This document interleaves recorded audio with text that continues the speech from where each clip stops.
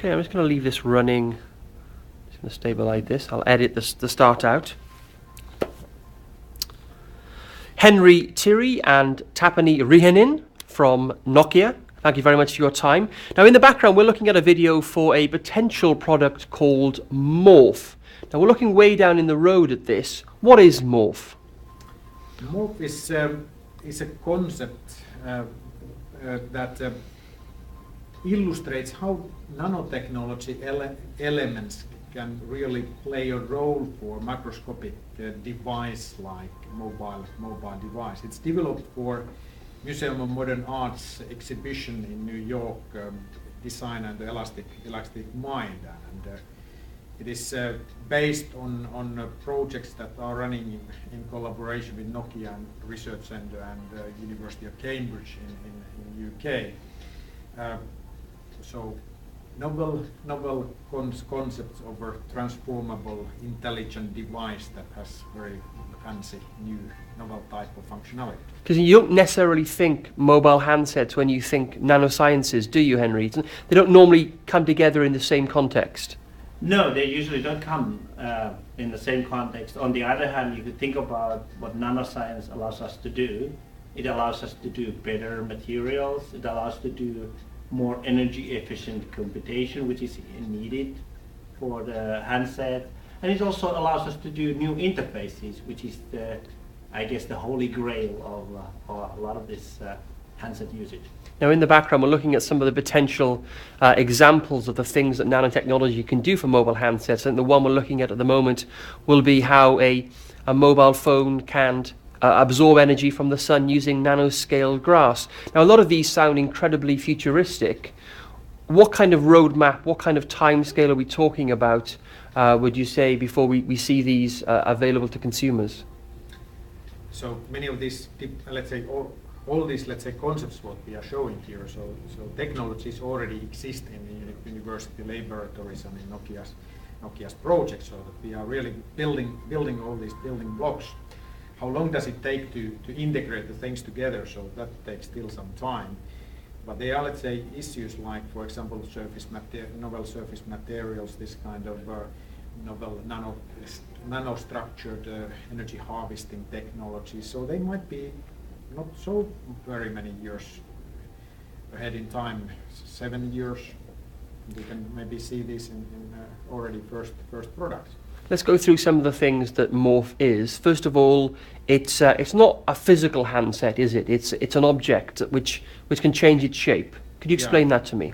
So it's a transformable device, so that it is built there for a person who wants to really, let's say, have something that is easily bearable, easy to carry along, but on the other hand, device that can be transformed to sense something of its, let's say, environment, and that has also, let's say, user interface that enables doing many things in context of for example, approaching some information from the local environment or from internet. One of the things we saw the device capable of was sensing whether an apple was okay to eat. Now how was that possible? So that is so one of the things that the nanotechnology will enable. So it will enable more robust and more easily integrable sensors.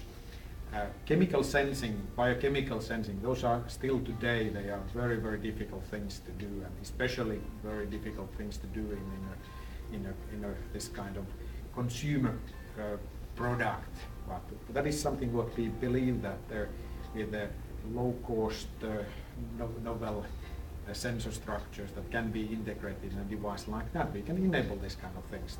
You can sense something from chemical compounds in the air, or you can read some hidden information that might be some text that set by the producer in a product or something like that. I actually want to add to that something that this is again a sort of a path. Today we can sense the location. We can have an image sensor information by the camera on the handset. We can have audio information from the audio microphone. So we already are, we have actually accelerometers so we can sense the orientation of the device. So now we are moving towards the chemical sensing and biological sensing. So again, it's a continuum of something we've already seen.